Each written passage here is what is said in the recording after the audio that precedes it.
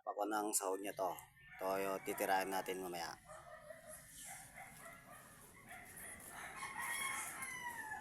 Ah!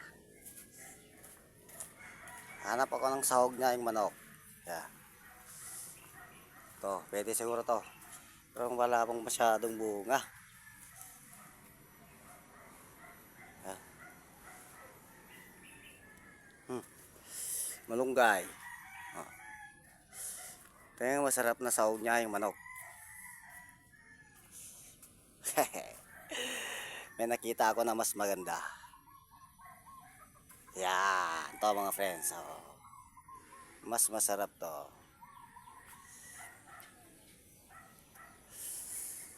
Dahil yung bunga.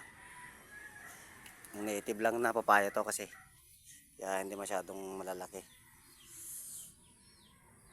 Pero ayos din yung bunga niya. Ha? Okay mga friends, nakahanap na ako ng ulam. Thank you for watching.